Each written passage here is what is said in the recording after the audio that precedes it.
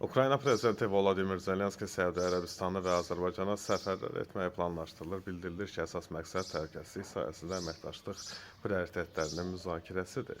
Zelenski həqiqətən də müxtəlif vaxtlarda Ukraynanın təhlükəsizlik sahəsində, o cümlədən hava hücumundan müdafiə istiqamətində müxtəlif regionlarla, o cümlədən Cənubi Qafqaz ölkələri ilə əməkdaşlığı genişləndirməkdən maraqlı olduğunu bildirib.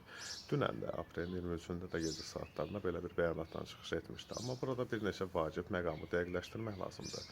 Söhbət birbaşa ümumi HHM sistemi yaradılmasından getmir. Ukrayna Qafqaz ölkələrinə vahid HHM sistemi qurmağı təklif etməyib. Daha çox aşağıdakılar nəzərdə tutulur. Təcrübə mübadiləsi, xüsusilə Ukraynanın müharibə təcrübəsi var deyə Rusiya ilə.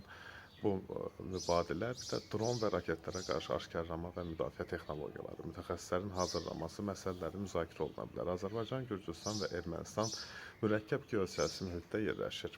Yəni, postsovet ölkələrdir, MDB üzvləridir, Gürcüstanın çıxmaqla Azərbaycanda, Ermənistan hətta Avrasiya İqtisadi İttifaqı və Kollektiv Təhlükəsizlik Müqaviləsi Təşkilatı kimi Rusiyanın yaratdığı təsisatlarda yer alır.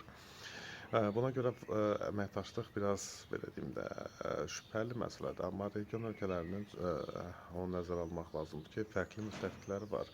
Məsələn, Ermənistan Rusiya ilə əlaqələri bayaq dediyim kimi Azərbaycanın müstəqil siyasi xətti, Gürcüstanın isə qərb yönümlü kursu nəzərə alınmalıdır. Qərb yönümlü kurs demişkən, Gürcüstan və Ukraynada qərb yönümlü sayılırlar. Onların əməkdaşlığı real görünə bilər. Amma onu nəzərə almaq lazımdır ki, Qaradənizdəki müharibənin, yəni Krım sahillərindən, Odessa sahillərindən Batuma, Gürcüstan sahillərinə köçürülməsi barədə məsələlər var idi və rəsmi Tbilisidə bu barədə narahatlıqlarını dəfələrlə qabardıb, bildirib, həm də Gürcüstanın Avropa İttifaqına üzvlüyü, Avroviziyada qalib gəlməsi və s. və ilaxır NATO ilə daha sıx əməkdaşlıq etməsi Gürcüstanı qıcıqlandırır.